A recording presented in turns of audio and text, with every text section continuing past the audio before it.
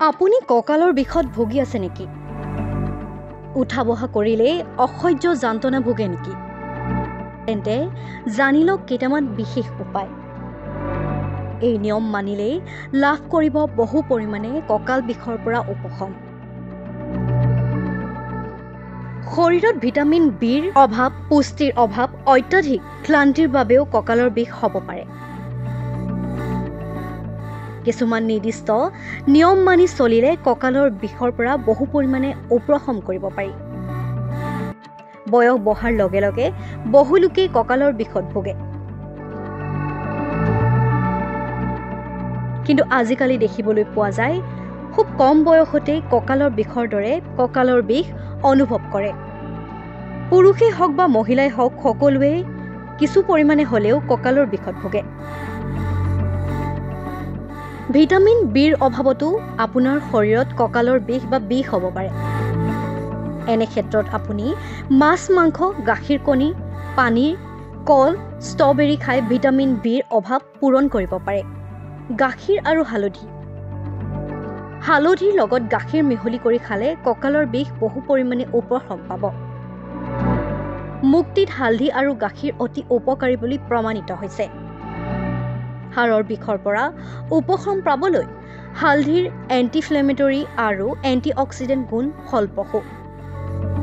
কঁকালৰ তলৰ অংশৰ বিষৰ পৰা সকাহ পাবলৈ হালধি, গাখীৰ নিশা শোৱাৰ আগত খাব লাগে।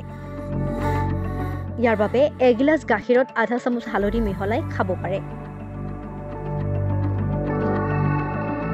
বিশেষ চাহ অৰ্থাৎ আদা আৰু গ্ৰীণ টিৰে তৈয়াৰী একাপ চাহ যদি খায়, তেন্তে আপুনি বহু পৰিমাণে কঁকালৰ বিষ দূৰ কৰাত সহায় হ'ব পাৰে।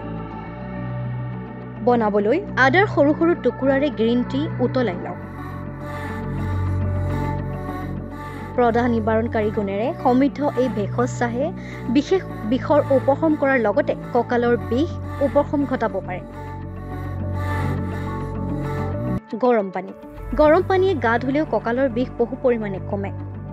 ইয়াৰ বাহিৰেও গৰম চাহ খালেও কঁকালৰ বিষৰ উপশম পাব পাৰি। কিন্তু সাৱধান হ'ব যাতে পানীৰ উষ্ণতা বেছি গৰম নহয়, কাৰণ ই ছাল জ্বলাই দিব পাৰে। ইয়াৰ বাহিৰেও বহা আৰু শুই থকা ভংগীমাৰ প্ৰতি গুৰুত্ব দিব লাগে। আপুনি কেনেকৈ শুই থাকোঁতে শোৱাৰ পাটিৰ পৰা উঠে সেয়া ধ্যান ৰাখিব লাগে। কান্ধ দুটা পোন কৰি বহিব আৰু অত্যাধিক বেকা নকৰিব। শুই থাকোঁতে আপুনি একেবাৰতে জাটকা মাৰি উঠি নিদিব। ইয়াৰ উপৰিও লঘু ব্যায়ামে সহায় কৰিব পাৰে আৰু দীৰ্ঘ সময় বহি থকা বা থিয় হৈ থকা বা বিৰত থাকিব লাগে। আৰু আপুনি যদি দিনটো 30 মিনিটৰ বাবেও ব্যায়াম কৰিব পাৰে, তেন্তে ব্যায়াম কৰক। যদি আপুনি অত্যাধিক কঁকাল বিষত ভুগিছে, তেন্তে কোনো ভাল বিশেষজ্ঞৰ পৰামৰ্শ লওক।